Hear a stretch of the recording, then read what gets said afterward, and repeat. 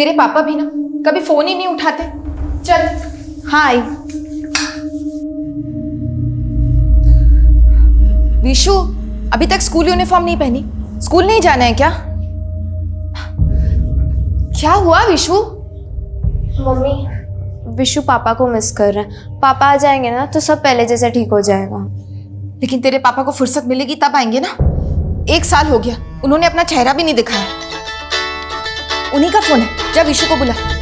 हाँ। रोहित, आपको बोलने का कोई फायदा तो नहीं है, लेकिन कम से कम बच्चों के लिए तो फोन किया कीजिए। तो क्या मेरे बिना बच्चे भी नहीं संभाल पा रही हो तुम?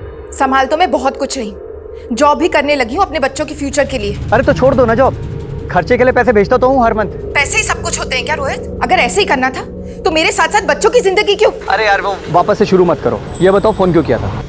मम्मी आगे नहीं आना दीदी। इसको साइड में रख। नहीं दीदी, आगे नहीं आना। विशु क्या कर रहा है? मम्मी, विशु ये क्या कर रहा है बेटा? छोड़ दे उसे, छोड़ दे। विशु क्या होता जा रहा है तुझे? विशु क्या हुआ? मुझे मर जाना है माँ, मुझे मार दो माँ। विशु बस ऐसा नहीं बोलते। मैं जानती हूँ तू किस तकलीफ में है, तेरी प्रॉब्लम क्या है, लेकिन तूने मुझसे प्रॉमिस किया था ना कि तू हार नहीं मानेगा, अपने आप से लड़ेगा। तू प्रॉमिस किया था ना, तू कभी वैसा नहीं करेगा वापस। प्रॉमिस कर।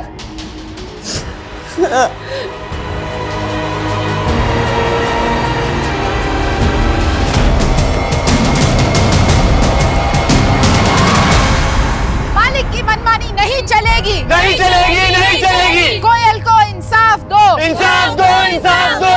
ना इंसाफी मालिक हाय हाय हाय हाय हाय हाय। कोयल को इंसाफ दो, इंसाफ दो, इंसाफ दो। मालिक की मनमानी नहीं चलेगी, नहीं चलेगी, नहीं चलेगी। कोयल को इंसाफ दो, इंसाफ दो, इंसाफ दो। मालिक की मनमानी नहीं चलेगी। हाय हाय हाय हाय। बस बहुत हो चुका सत्याग्रह, सब अपने अपने काम पर जाओ, वरना कोई भी काम पर नहीं आएगा। जब तक आप कोयल को वापस काम पर नहीं रखते, हमें से कोई काम नहीं करेगा। आपने इसे काम पर से सिर्फ इसलिए निकाल दिया क्योंकि प्रेग्नेंट है। एक होने वाली माँ को काम करने का हक नहीं होता क्या? ओके, मैं समझौता करने के लिए तैयार हूं। अपनी लीडर को अंदर भेज दो। मैं देखती हूँ क्या कहता है। कोयल तू डरना मत, हम तेरे साथ नाइंसाफी नहीं होने देंगे। मैं आता हूँ।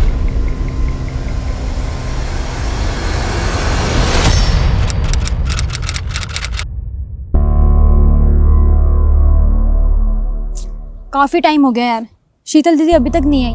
पता नहीं क्या चल रहा है अंदर। अंदर चलते हैं।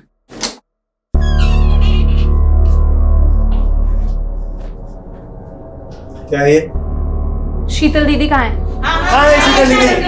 अरे क्यों शीतल और कोयल के चक्कर में अपने पेट पर लात मारते हो? जाओ अपना काम करो। हमने पूछा शीतल दीदी कहाँ है। नमस्कार, मैं रेणुका शाहने क्राइम पेट्रोल सतर्क की इस नई श्रृंखला गुमराह बचपन में आपका स्वागत करती हूँ। हमारे समाज में कामकाजी महिलाओं की चुनौतियां हर स्तर पे बड़ी होती है, चाहे वो माहवारी के 4 दिन हो या गर्भावस्था के 9 महीनों की शारीरिक पीड़ा। लेकिन इससे कई ज्यादा चुनौतीपूर्ण तो परिवार और बच्चों की परवरिश का जिम्मा होता है, जो पुरुषों के मुकाबले महिलाओं पे ज्यादा होता है, और इसमें हमेशा बैलेंस बनाए रखना आसान नहीं होता। संघर्ष की कहानी हम सब की एक जैसी होती है, लेकिन ये तो इंसान पे निर्भर करता है कि उसकी जीवन शैली कैसी है। इंसान की एक कमी अक्सर दूसरी कमी को जन्म देती है, और इन कमियों का बढ़ता सिलसिला कभी कभी उस अनचाहे अपराध की ओर ले जाता है, जिसे हम कभी अपने जीवन में स्थान नहीं देना चाहते। लेकिन इस केस की व्यथा एक डरा देने वाला अनुभव है, जो सिर्फ एक इंसान और एक परिवार तक सीमित नहीं है। ये केस आज परिवारों और समाज पे हो रहे उस बुरे असर के प्रति हमें आगाह करता है, जो कहीं न कहीं हमारी लापरवाही और गलती से ही पैदा हो रहे हैं। ये एक ऐसी चेतावनी है जिसे अनसुना करना हमारे परिवार और समाज के लिए बहुत घातक सिद्ध हो सकता है। मामला बहुत ही सेंसिटिव है। इंटेलिजेंस का कहना है कि हमारे डिस्ट्रिक्ट में स्लीपर सेल्स पनप रहे हैं, जो किसी भी टेररिस्ट एक्टिविटी को अंजाम दे सकते हैं। हम इसको बिल्कुल भी लाइटली नहीं ले सकते।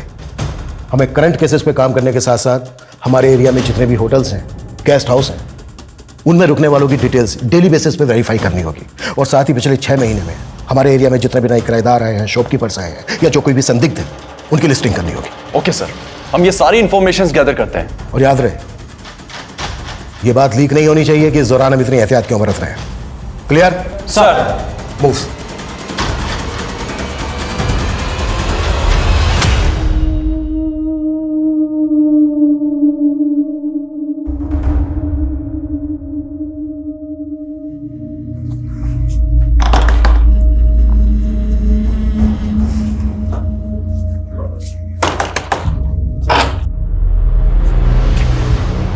नमस्ते अंकल, मैं नितेश की फ्रेंड रिम्मी। बोलो। वो अंकल, नितेश कई दिनों से कॉलेज नहीं आ रहा है, वो यहाँ नहीं रहता, वो दुबई चला गया। क्या? दुबई? लेकिन ऐसे कैसे हो सकता है? उसने तो इस बारे में मुझे कुछ नहीं बताया। तो अब मैं बता रहा हूँ ना, चलो जाओ जाओ यहाँ से। लेकिन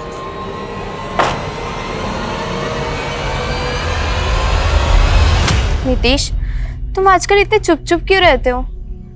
कुछ प्रॉब्लम है क्या? रिमी, जब मैं 7 साल का था मेरे पेरेंट्स चल बसे, और मेरे चाचा, मैं उन्हें अब खलने लगा हूं। मेरे साथ ऐसे बात करते हैं जैसे मुझे पढ़ाकर मुझ पर एहसान कर रहे हैं। मुझे तो लगता है कि मेरे पेरेंट्स की प्रॉपर्टी के लिए कहीं वो मुझे रास्ते से ना हटा दे।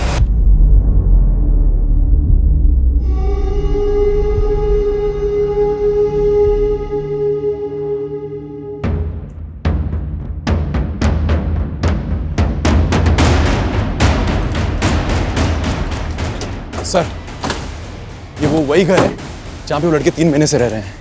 उनकी गतिविधि काफी सस्पिशियस है। और सर, अभी 3 दिन पहले इस एरिया में एक कंसाइनमेंट आया हथियारों का। मुझे शक है कि वो हथियार यही लाए गए हैं।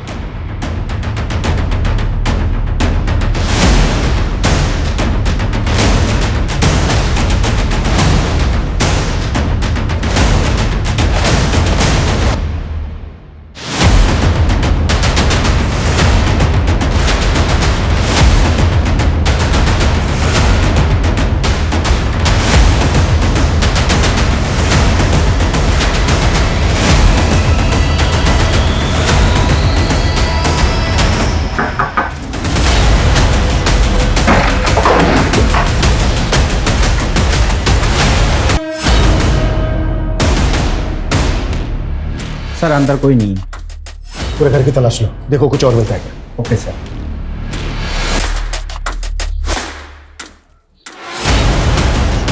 वर्मा सर, ये देखो पीछे का रास्ता खुला हुआ है, हो सकता है यहाँ पर और भी लोग हो जो इस रास्ते से भाग गए हो। एक टीम लेकर इस डायरेक्शन में जाओ, क्विक फास्ट। सर। सर,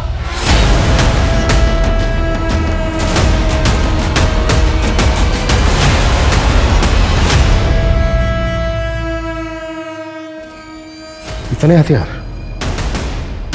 ये यहाँ कोई टेरर अटैक तो प्लान नहीं कर रहे थे। अच्छे से तलाश लो, देखो कुछ और मिलता है क्या। क्विक।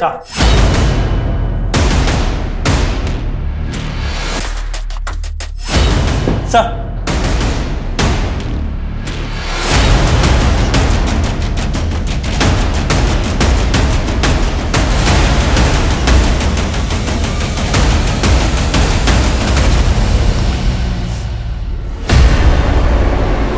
विशु, विशु, विशु उठ, विशु, विशु तो ठीक है ना? विशु, विशु, पापा, विशु, पापा, मम्मी ने कहा था ना पापा जल्दी आ जाएंगे पापा। मम्मी, मम्मी, मम्मी भी आ जाएंगी। रुक रुक, मैं कॉल करता हूँ। मम्मी।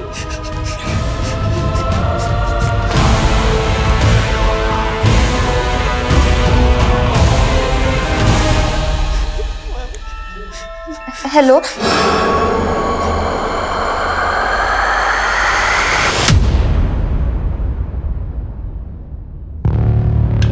सारे के सारे हथियार बहुत ही एडवांस्ड हैं।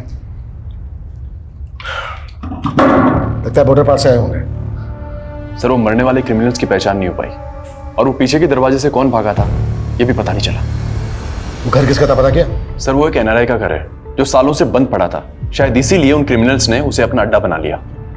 वो क्रिमिनल्स कौन थे, उनका मकसद क्या था? सर, वो एक एनआरआई का घर है जो सालों से बंद पड़ा था। शायद इसीलिए उन क्रिमिनल्स ने उसे अपना अड्डा बना लिया। वो क्रिमिनल्स कौन थे, उनका मकसद क्या था? और उस घर में इतने सारे लड़कों के फोटोग्राफ मिला, इन फोटो पर कोड लिखे होना। हमें मारे गए क्रिमिनल्स के साथ साथ इन सबकी भी पहचान पता करनी है, हर शख्स को आइडेंटिफाई करना है, और उस एनआरआई की बैकग्राउंड भी खंगालो जिसके घर में अड्डा बनाकर बैठे थे। Okay sir. सर एक लड़की आई है, उसकी माँ मिसिंग है। सर हमने उसकी कंप्लेंट भी लिखी है, लेकिन वो आपसे मिलने की जिद कर रही है। सर प्लीज मेरी मम्मी को जल्दी से ढूंढ दीजिए, मेरे पापा भी यहाँ नहीं रहते, और तो और मेरे छोटे भाई की तबीयत भी खराब है, आप दोनों अकेले सर। अरे बेटा नहीं, प्लीज नहीं, बेटा बेटा बिल्कुल भी आप घबराओ मत, बिल्कुल मत घबराओ बेटा। हम आपकी मम्मी को ढूंढ लेंगे। बेटा आपने अभी कहा कि आपके पापा यहाँ नहीं रहते, तो फिर कहाँ रहते हैं आपके पापा? वो मुंबई में जॉब करते, तो उन्हें आने में टाइम लगेगा। अच्छा बेटा आपकी मम्मी कहाँ गई थी जहाँ से वो वापस नहीं आई? मम्मी हरिनगर में एक फैक्ट्री में जॉब करती है, कल फैक्ट्री से वापस ही नहीं आई, और फिर कौन सी फैक्ट्री में जॉब करती है आपकी मम्मी? सर शीतल दीदी को लेके हम लोग बहुत परेशान हैं। कल दोपहर में वो हमारे साथ यही धरना कर रही थी मालिक के खिलाफ। धरना? जी सर, वो हमारा मालिक बहुत खराब इंसान है। उसने कल दीदी को समझौते के लिए कैबिन में भी बुलाया था। हमारे सामने ही दीदी अंदर गई थी, लेकिन वापस नहीं लौटी। वापस नहीं लौटी मतलब? सर मालिक ने बोला कि वो चली गई, लेकिन हम मान ही नहीं सकते, दीदी हमसे बिना मिले चली गई। सर मैंने उन औरतों की शर्तें नहीं मानी, तो कुछ भी मेरे लिए अनाप शनाप बोल रही है, बदनाम कर रही है मुझे। पहले शीतल की बात कर, जैसा क्या हुआ था यहाँ पर जो गायब हो गई वो? सर उस दिन मैं यहाँ पे मुफ्त की सैलरी बांटने के लिए नहीं बैठा हूँ, लेकिन अगर तुम चाहो तो तुम्हारा फायदा करवा सकता हूँ। मैं समझौते की बात करने आई हूँ सर, मेरे फायदे की नहीं। नुकसान तो मैं अपना भी नहीं होने दूंगा, लेकिन तुम्हारा फायदा करवा सकता हूँ। देखिए सर, तेरा फोन ले लो। मैं अभी बिजी हूँ, बाद में बात करती हूँ। क्या? एक मिनट। सर वो जैसे ही केबिन में आई उसका फोन बजा सर, ऐसे लगा जैसे कोई इमरजेंसी कॉल हो। वो फोन पे बात करते हुए केबिन से बाहर चली गई और लौट के आई नहीं सर। हमसे बिना पूछे शहर से बाहर मत जाना।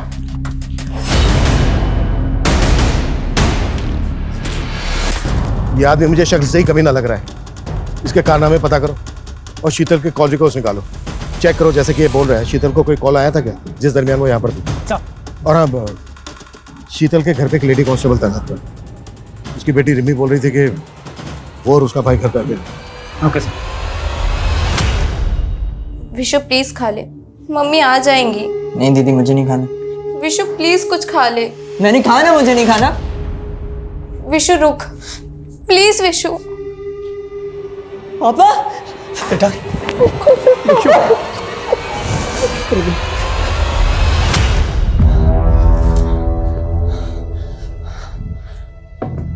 सर वो सलीम भाई और जावेद को तो पुलिस ने, लेकिन मैं ये C4 बचा लाया वहां से किसी तरह। शाबाश जुबैद, तुमसे यही उम्मीद थी। सर उस घर से मिली फोटोज में से ये लड़का आइडेंटिफाई हो चुका है। गोंडा थाने में इसकी मिसिंग कंप्लेंट भी है, लेकिन सर इसके दो नाम हैं, जीवन और जुबैद। दो नाम? सर वैसे तो इसका नाम जीवन ही था, लेकिन अपनी फैमिली के अगेंस्ट दूसरी कम्युनिटी से इन्फ्लुएंस होकर ये कन्वर्ट हो गया और अपना नाम जुबैद रख लिया। जब ये गायब हुआ था तो उसकी फैमिली ने मिसिंग कंप्लेंट दर्ज करवाई थी, और सर उनका कहना है कि कोई इसे बरगला रहा था। कौन बरगला रहा था? कहाँ है इसकी फैमिली? सर इसकी फैमिली तो उसी दिन गायब हो गई थी जिस दिन वो दो क्रिमिनल्स क्रॉस फायरिंग में मारे गए थे। हो सकता है इस लड़के जुबैद की फैमिली को ये बात पता हो कि उनका बेटा देश विरोधी गतिविधियों में शामिल है, इसलिए इंट्रोगेशन के डर की वजह से कहीं गायब हो गए। पॉसिबल है सर। पॉसिबल है ये जितने भी लड़के हैं इन सबको जुबैद की तरह गुमराह किया गया हो। हमें इन सब की पहचान पता करनी होगी ताकि हम इस टेरर ग्रुप के सरगना तक पहुंच सकें और उसका मकसद पता कर सकें। ओके सर, मैं कोशिश करता हूँ। सर शीतल का फोन फैक्ट्री से 2 किलोमीटर दूर चांदपुर के एरिया में बंद हुआ था। उसी दिन जिस दोपहर को वो फैक्ट्री में देखी गई थी, सर मैंने उसके फ़ोन का IMEI नंबर ट्रेस करने के लिए भेज दिया। कपिल का कहना है कि उस दरमियान उस शीतल को किसी का कॉल आया था। पता क्या किसका कॉल था वो? जी सर, वो कॉल उसके पति के नंबर से आया था। हाँ सर, मैंने उस दिन शीतल को कॉल किया था। पहले तो उसने फ़ोन कट कर दिया। जब मैंने उसे कॉल बैक किया तो उसने कहा मैं अभी बिजी हूँ, बाद में बात करती हूँ। लेकिन सर शीतल ने कॉल बैक ही नहीं किया। बाद में रिमी ने मुझे फ़ोन करके बताया कि उस दिन शीतल फैक्ट्री से घर ही नहीं आई थी। शीतल की फैक्ट्री के मालिक ने मुझे बताया कि तुम्हारे फ़ोन के बाद शीतल पैनिक हो गई थी जैसे उसे कोई बुरी खबर मिली हो। नहीं सर, ऐसा कुछ नहीं था। तुम्हें किसी पे शक है जो शीतल के साथ ऐसा कर सकता है? एक्चुअली सर, मैं तो यहाँ रहता ही नहीं हूँ, लेकिन हाँ, पिछले कुछ टाइम से शीतल विशु को लेके काफ़ी परेशान थी। दरअसल कुछ ड्रग एडिक्ट लड़के हैं जो काफ़ी टाइम से विशु को बुली कर रहे थे। मुझे लगता है उन लड़कों ने ही शीतल के साथ कुछ। विशु बेटा, कौन लड़के थे वो जो परेशान कर रहे थे आपको? अमन और उसका दोस्त मुन्ना पहले मेरे ही स्कूल में पढ़ते थे। स्कूल में ड्रग्स लेते हुए भी पकड़े गए थे। कहाँ रहते हो? उनका एड्रेस नहीं मालूम। आप हमें ये बता दो कि वो दोनों कहाँ पढ़ते थे, वहां से हम पता कर लेंगे एड्रेस। हाँ sir, rainbow high school. Excuse me sir, Chandpur इलाके के तालाब में एक औरत की लाश मिली।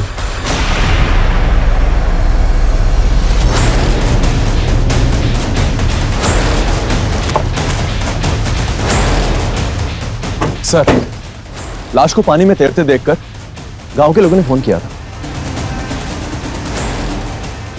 सर, लाश पर ठीक वैसे ही कपड़े हैं जैसे शीतल की बेटी ने मिसिंग रिपोर्ट में लिखवाए थे। शीतल जिस फैक्ट्री में काम करती थी वो फैक्ट्री यहाँ से लगभग 2 किलोमीटर दूर है। फैक्ट्री के वर्कर्स ने फैक्ट्री के मालिक पे शक जताया। हो सकता है शीतल का मर्डर फैक्ट्री में किया गया और उसकी बॉडी को यहाँ तालाब में लाकर डंप कर दिया। सर, आप बेकार में अपना वक्त बर्बाद कर रहे हैं सर। यहाँ कोई मर्डर नहीं हुआ सर। तो फिर शीतल को यहाँ नहीं, यहाँ से चांदपुर ले जाके मारा? मैं क्यों मारूंगा सर? मैं कह रहा हूँ ना सर, उस दिन वो बात करते हुए यहाँ से चली गई थी।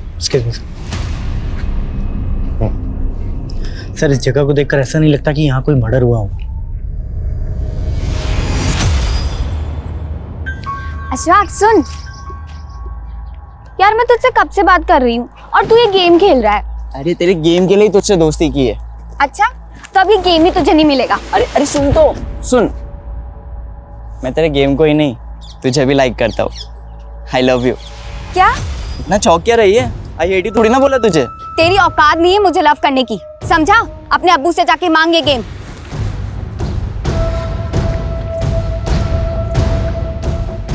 चल आजा मेरे साथ, गेम भी मिलेगा और लड़की भी। पोस्टमार्टम रिपोर्ट के मुताबिक शीतल के सर पर पत्थर के टुकड़ों के ट्रेसेस मिले हैं। सर, रिपोर्ट के मुताबिक तो शीतल मौत के पहले सेक्सुअली एक्टिव थी। सर, हो सकता है कि उसका किसी ने रेप किया हो और लाश को तालाब में फेंकने की वजह से रेपिस्ट का डीएनए वाइप आउट हो गया। पोस्टमार्टम रिपोर्ट रेप कंफर्म नहीं करती है।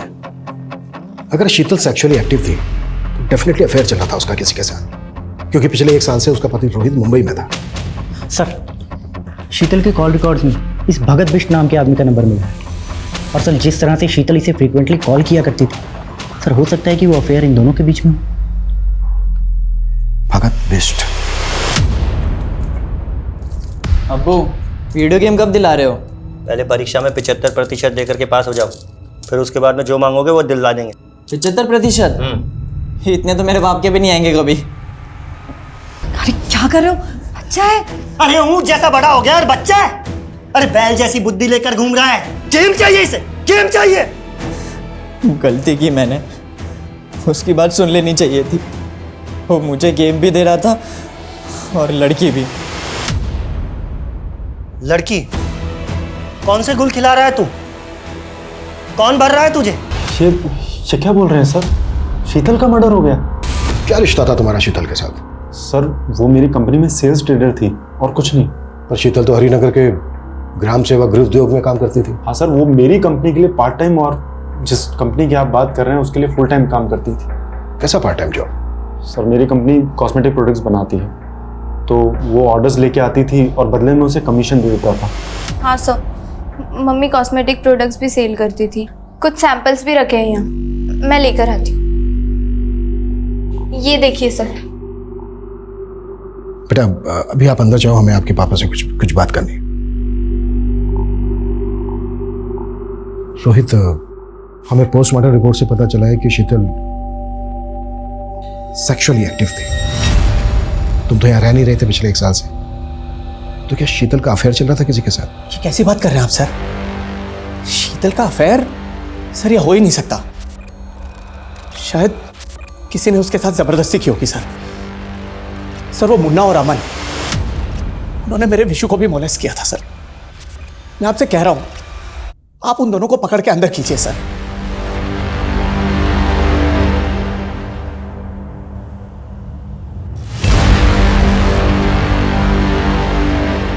सर हम शीतल के अफेयर की थ्योरी बना रहे थे, लेकिन मुझे लग रहा है उसके पति का मुंबई में अफेयर होगा। सर ये सरिता है, इसका नंबर हमें रोहित की सीडीआर में मिला। दोनों काफी टच में थे और शीतल की हत्या के 15 दिन पहले से सरिता का नंबर कनाडा में एक्टिव है। सरिता और शीतल के पति रोहित के बीच क्या चल रहा था, ये सब कुछ अच्छे से पता करो। और एक्सक्यूज मी।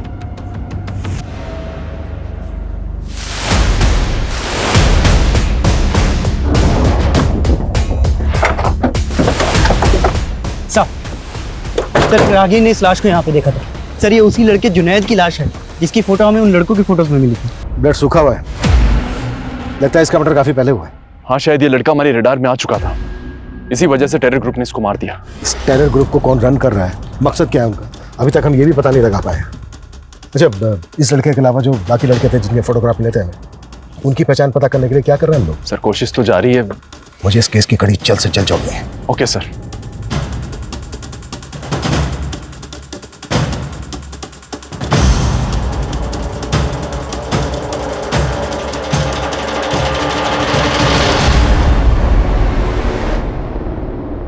मेरी फर्स्ट सैलरी से खरीदा मैंने तुम्हारे लिए।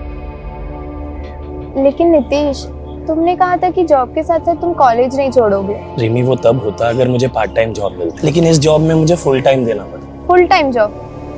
वैसे तुम क्या जॉब कर रहे हो?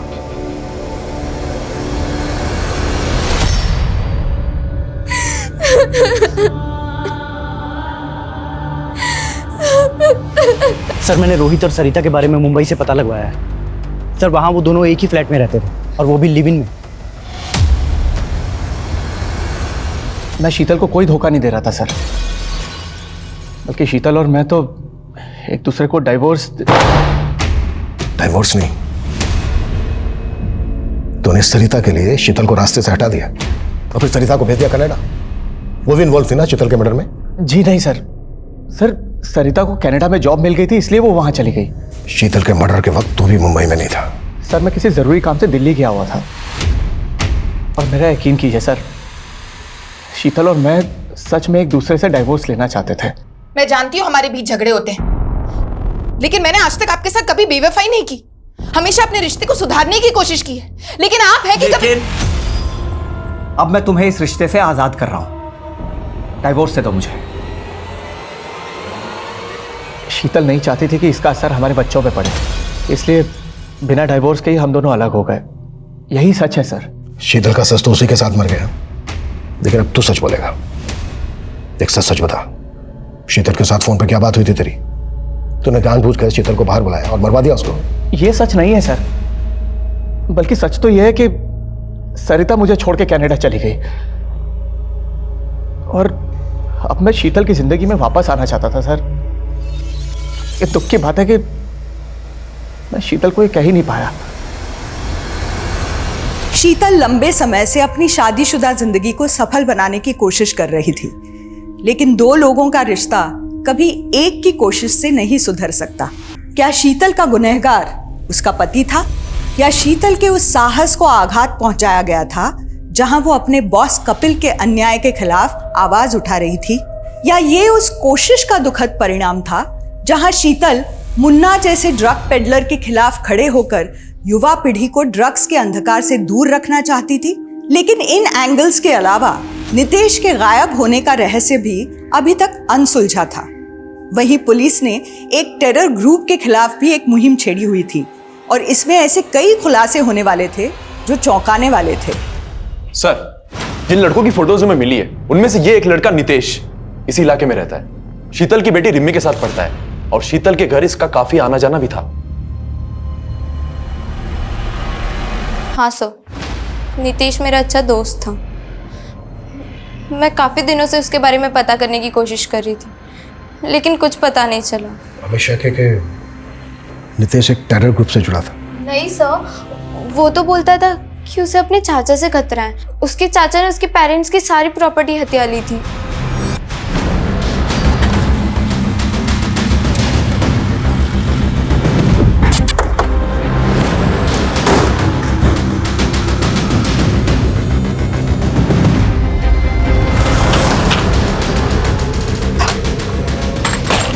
सर पूरा घर चेक करो, देखो क्या मिलता है। क्या हुआ सर? क्या हुआ? टेरर ग्रुप के लिए काम करता है नितेश। कहाँ है वो? वो तो दुबई में है सर। क्या ढूंढ रहे हैं आप? वो चाचा मेरा पासपोर्ट रखा था यहाँ पर। पासपोर्ट? लेकिन क्या करेगा पासपोर्ट का? चाचा वो मेरी दुबई में जॉब लगी है इसलिए। सीधे सीधे बोल, तू और नितेश किसके लिए काम करते हो? किसी के लिए काम नहीं करता सर। अगर घर में कुछ नहीं मिला। तुझे याद दिलवाते हैं हम सब कुछ। मनीष लेके चलो इसको। चलिए। क्या हुआ बे, खाना क्यों नहीं खा रहा है? आपके मार से पेट भर गया। तो क्या हुआ, अब्बू है तुम्हारे? हाँ तो फिर भी गेम नहीं दिला रहे ना। कोई नहीं, ये जमीन जायदाद तो दादू की है ना, मुझे मेरा हिस्सा चाहिए इसमें से। हिस्सा? ये कौन सा बर रहा है तेरे दिमाग में? पानी पीजिए। क्या हुआ?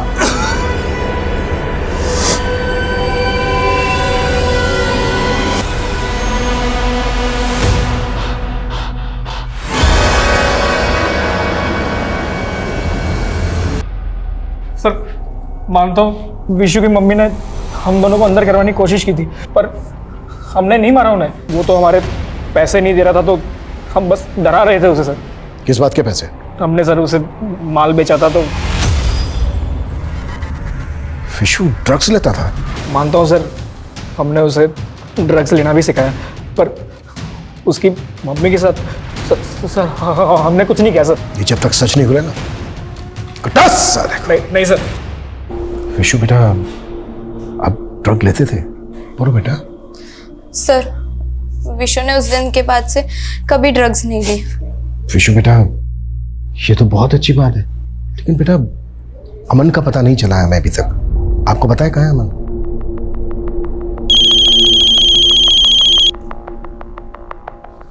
हाँ मनीष। सर नितेश का मर्डर हुआ था।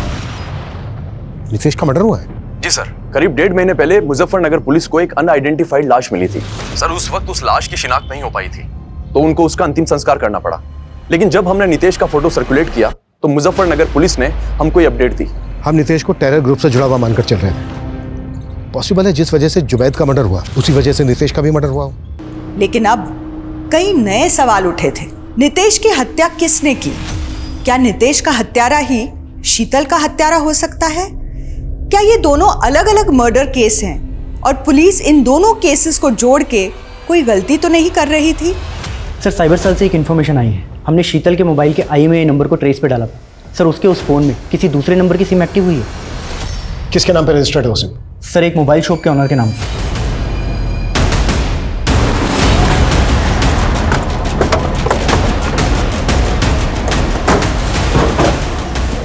सर मैंने तो ये फोन बेचने के लिए खरीदा था, ये टूटा हुआ था। मैंने इसे रिपेयर किया और सिर्फ चेक करने के लिए अपनी सिम डाली थी, बस सर। किससे खरीदा था? एक कचरा बीनने वाला था, उसने कहा कि उसे ये फोन कहीं पड़ा हुआ मिला था, मैंने सस्ते में खरीद लिया सर। कहाँ है वो? मुझे नहीं मालूम सर। सर मैंने इससे पहले उसे कभी नहीं देखा। चल थाने चल, सब पता चल जाएगा। नहीं सर। अभिषेक चल। सर लेकिन मैंने क्या किया?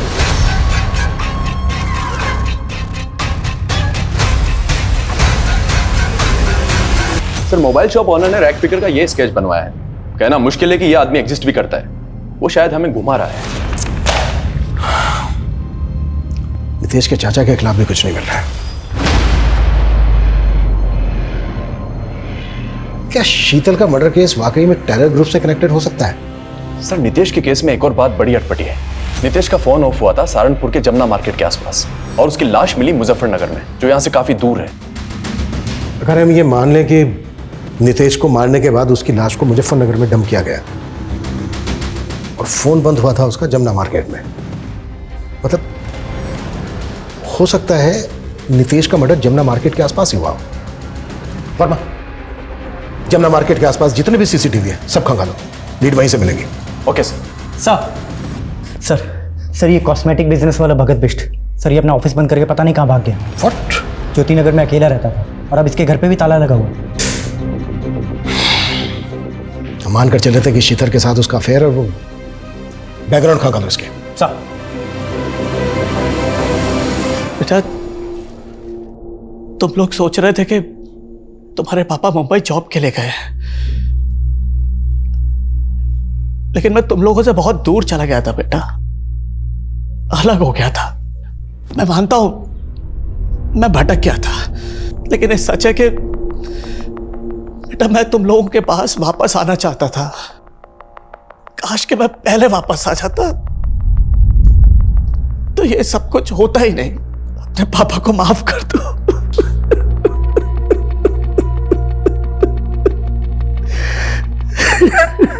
सर, हमने शीतल की मोबाइल का डेटा रिट्रीव करवाया है, उसमें एक एमएमएस मिला है। प्ले करो। श्योर। सर ये एमएमएस करीब 2 महीने पहले शीतल के नंबर पर एक फेक आईडी के नंबर से भेजा गया था। इसमें लड़के और लड़की दोनों का फेस मिला। अगर ये एमएमएस फेक आईडी के नंबर से भेजा गया है तो क्या शीतल को कोई ब्लैकमेल कर रहा था? लेकिन सर इस वीडियो को देखकर ये क्लियर नहीं है कि ये शीतल ही होगी। अगर ये शीतल नहीं है तो फिर ये दोनों हैं कौन?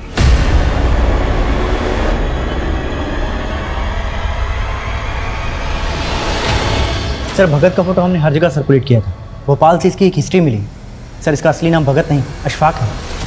सर 2 महीने बाद जब इस क्राइम का खुलासा हुआ तो भोपाल पुलिस ने इसे अरेस्ट कर लिया था, लेकिन सर उम्र कम होने के कारण इसे जुवेनाइल होम भेजा गया। लेकिन सर ये वहाँ से भी भाग गया था। उसके बाद से ये अंडरग्राउंड था। इसका लेटेस्ट फोटो भोपाल पुलिस के हाथ तब लगा जब ये नाम बदलकर भोपाल में अपने एक दोस्त से मिलने गया था, लेकिन सर ये तब भी पकड़ा नहीं गया था। ये नाम बदलकर कॉस्मेटिक का धंधा कर रहा था। एक हिस्ट्री शीटर के पास इतना सारा पैसा, जाहिर सी बात है इसने इससे पहले भी बड़े बड़े कांड किए होंगे। इसका जो भोपाल का दोस्त है उसका पता करो, हो सकता है अभी भी उसके टच में हो।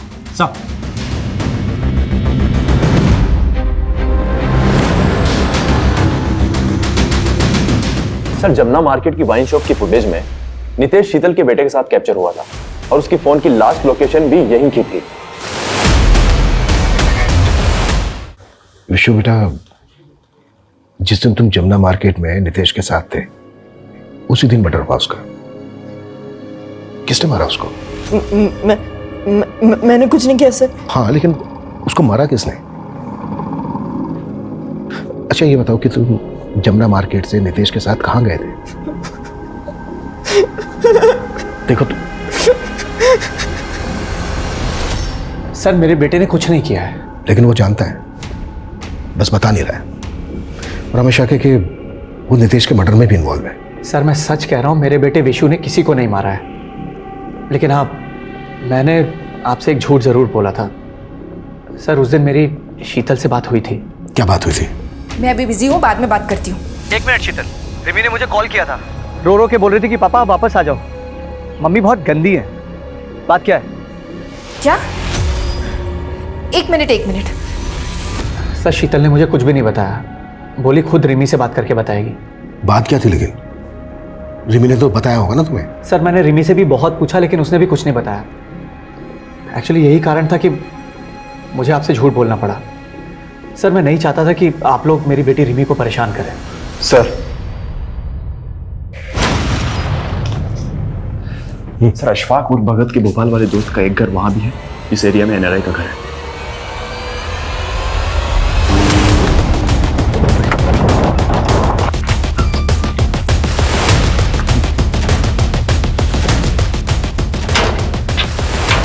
तोड़ो।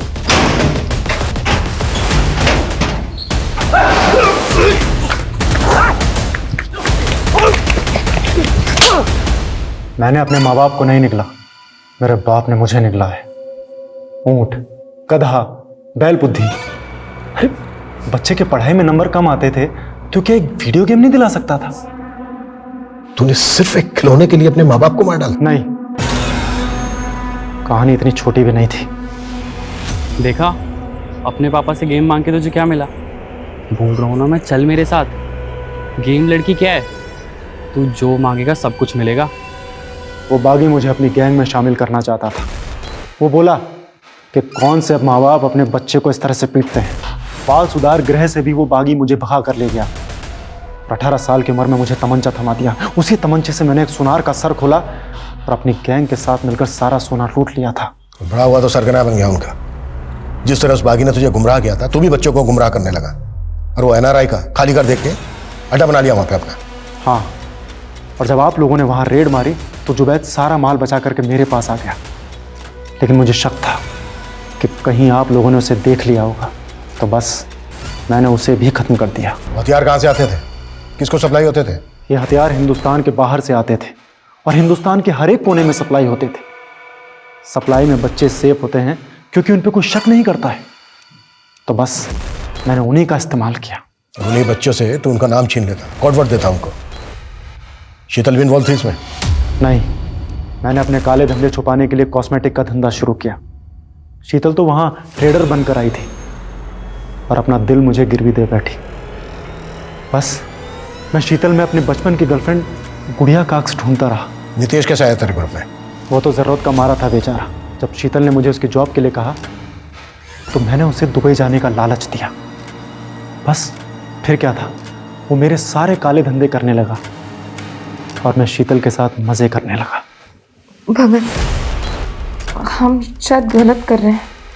जो चीज़ अच्छी लगे वो कभी गलत नहीं हो सकती है शीतल। और वैसे भी तुम्हारे पति ने तो तुम्हें छोड़ ही दिया है, तो जब वो ये कर सकता है तो तुम क्यों नहीं? वो मुझसे ही चक रही थी, लेकिन अपनी बेटी के बॉयफ्रेंड को अपना सब कुछ दे बैठी। शीतल और नितेश के बीच शारीरिक संबंध थे? अभी तो नितेश की चल गई थी। देख लिया वीडियो? इस बार तो फेसेस ब्लर किए हैं। अगर तूने भगत को नहीं छोड़ा, अगली बार बिना ब्लर किए तेरी वीडियो वायरल कर दूंगा। शीतल ने मुझे सब कुछ बता दिया था। अगर वो वीडियो वायरल हो जाता तो मेरे सारे काले धंधे बाहर आ जाते। तभी मैंने उसे खत्म करने की सोची, लेकिन वो मेरी आंखों से ओझल हो गया। फिर मैंने एक ट्रैप रचा। ये नितेश तेरी मम्मी को ब्लैकमेल कर रहा है। मेरी बात जरा ध्यान से सुन। तुझे अपने बेटे होने का फर्ज निभाना है। किसी भी तरह से उस नितेश को अपने साथ ले आ, बाकी सब मैं देख लूंगा। तो शीतल को भी तूने? नहीं, शीतल को मैंने नहीं मारा। मुझे लगता है कि उसके पति को उसके बारे में सब कुछ पता चल गया था, तो शायद उसी ने उसको। अगर तूने सर, एक मिनट।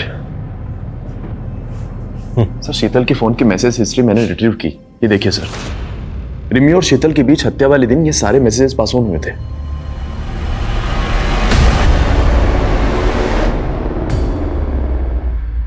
तुम अपनी मम्मी को मारने के बाद उन्हीं की मिसिंग कंप्लेंट फाइल करवाने हमारे पास आ गई, क्योंकि उन्होंने मेरे दोस्त नितेश के साथ।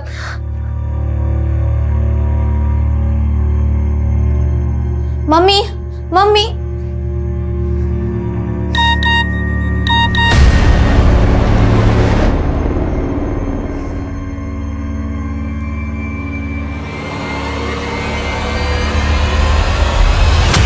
मैं नितेश के लिए 1 महीने से परेशान थी और फिर मैंने मम्मी के मैसेज हिस्ट्री और कुछ वीडियोस देखे। मैं समझ गई थी कि उनका मुझे बहुत गुस्सा आया, लेकिन मैंने उनसे कुछ नहीं कहा। मैंने पापा को फ़ोन कर दिया था। फिर पापा ने मम्मी को कॉल किया और मम्मी मुझे कॉल कर रही थी, पर मैंने उनका फ़ोन नहीं उठाया, तो उन्होंने मुझे मैसेज किया। मैसेज करके फैक्ट्री के पास चांदपुर बुलाया। बोली वही बात करेंगी मुझसे।